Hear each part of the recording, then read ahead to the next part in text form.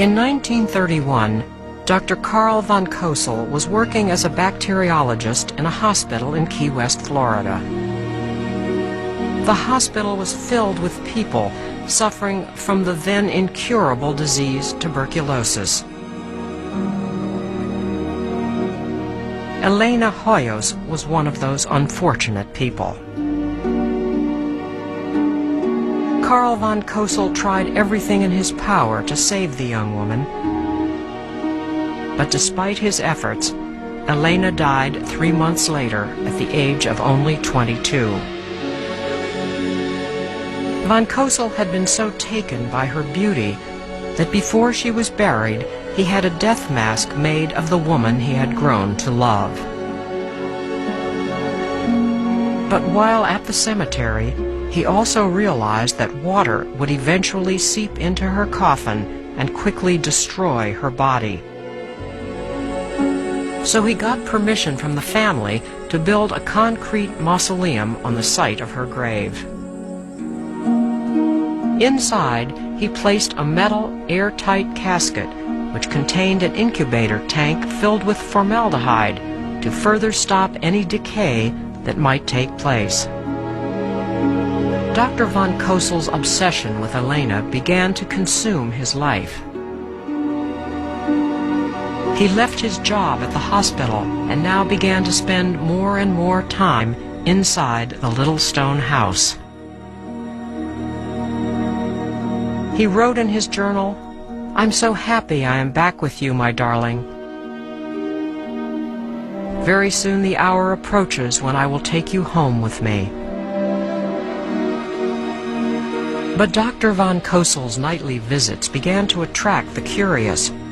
More and more people wondered why he came to the mausoleum every night.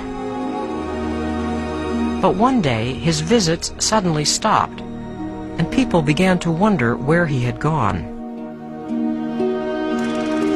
Years passed before Carl was seen again.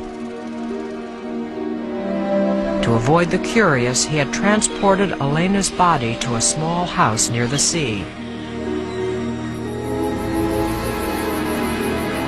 Neighbors said that they would often hear him playing the organ late into the night.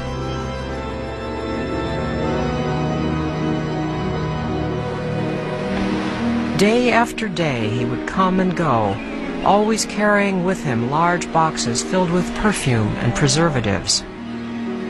Rumors began to spread.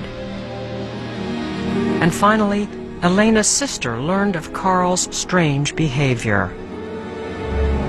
When she went to his home, she demanded to be taken to the mausoleum to see Elena's body. "That will not be necessary," von Kosel said. And he proceeded to take her upstairs to the bedroom.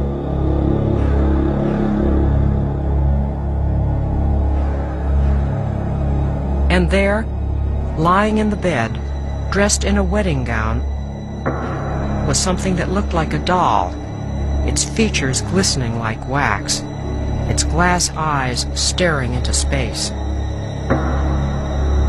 Horrified, Elena's sister refused to believe this puppet was the person she had known all her life, and she demanded that the body be autopsied. So authorities put it into a basket and took it to the Lopez funeral home, where an autopsy was performed.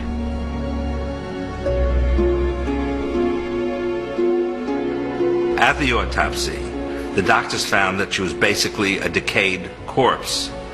Just fragments of skin, no blood, and bones that were held together by piano wire.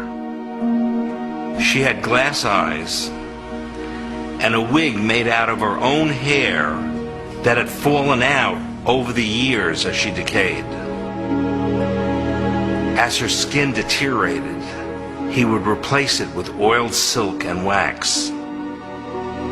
He used perfume to cover up the odor of the decomposition process.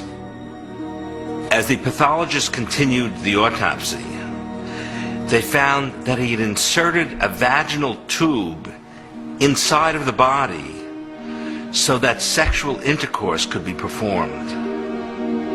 It was difficult to believe that a sane man could have lived this way with a corpse for so many years.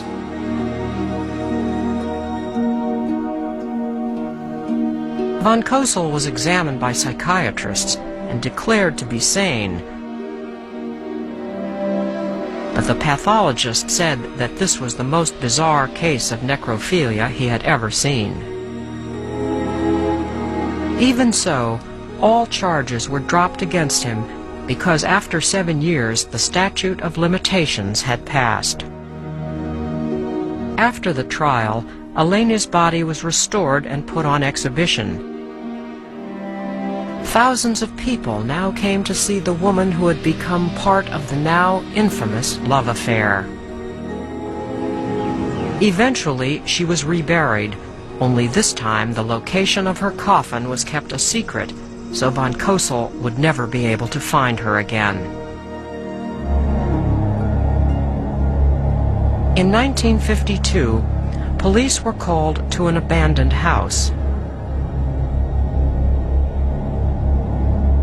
There, they found the body of an 83-year-old man. Lying next to him was a life-size doll wearing the death mask of Elena. The man was Karl von Kosel, who even in death had refused to be parted from his beloved. The last entry in his journal said, "Human jealousy has robbed me of the body of my Elena, yet divine happiness is flowing through me, for she has survived death. Forever and ever she is with me."